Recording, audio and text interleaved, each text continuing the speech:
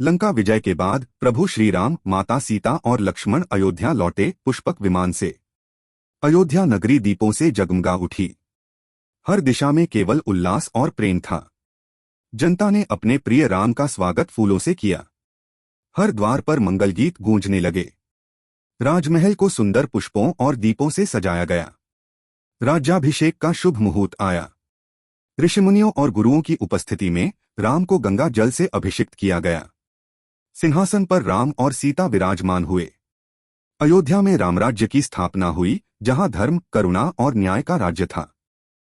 सीता माता रावण की कैद से मुक्त हो चुकी थीं, पर अयोध्या की कुछ प्रजा के मन में संदेह था।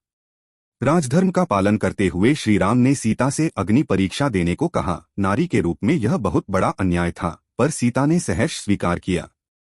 वह पवित्र अग्नि में प्रविष्ट हुई। चारों ओर सन्नाटा छा गया, और तभी अग्निदेव स्वयं प्रकट हुए। उन्होंने कहा, सीता पूर्णतः शुद्ध हैं। इनके चरित्र में किंचित भी दोष नहीं। राम की आंखें नम थीं। उन्होंने सीता को हृदय से लगा लिया। यह परीक्षा केवल अग्नि की नहीं, बल्कि विश्वास और नारी सम्मान की थी, और उसमें सीता मां सर्वोच्च बनी रहीं। राम अयोध्या के राजा बने, पर उनके मन में शांति नहीं थी। जनता के तानों ने उनके हृदय को झकझोर दिया। राजधर्म और प्रेम के बीच झूलते राम ने एक कठोर निर्णय लिया। सीता को वन भेजना होगा।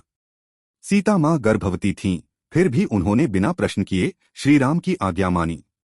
एक रानी, एक पत्नी और अब एक तपस्विनी। वन का मार्ग उनके लिए पीड़ा से भरा था, पर चेहरा शांत था। राम ने दूर से जाते हुए देखा, पर कुछ कह न सके। यह प्रेम का बलिदान था, एक राजा का, एक रानी का। वन में अकेली सीता, दर्द से भरी लेकिन आत्मबल से पूर्ण। महर्षि वाल्मीकि ने उन्हें अपनाया और अपने आश्रम में आदर से स्थान दिया। यहीं सीता ने लव और कुश को जन्म दिया, जो न केवल राम के पुत्र थे, बल्कि धर्म, ज्ञान और वीरता की प्रतिमूर्ति भी। आश्रम की गोद में पले लव और कुश वेदों के ज्ञाता और धनुष के उस्ताद बन गए। सीता के त्याग, ममता और आत्मबल ने एक नई गाथा रच दी, प्रेम और धर्म की अमर कहानी। वन में पले दो बालक लव और कुश जब अयोध्या पहुंचे, तो उन्होंने अनजाने में अपने ही पिता श्रीराम के यज्ञ को रोका। राम ने जब उन्हें युद्ध के लिए ललकारा, तो वे वीरता से लड़े और पूरी सेना को पराजित कर दिया। लेकिन जब सच्चाई सामने आई, राम स्तब्ध रह गए। ये तो उनके अपने पुत्र थे। राम ने उन्हें गले लगाया। वर्षों की जुदाई एक पल में अश्रुओं में बह गई।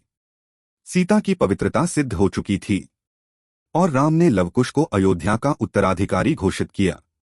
यह केवल मिलन नहीं था, यह था प्रेम, त्याग और न्याय का युगांतकारी क्षण।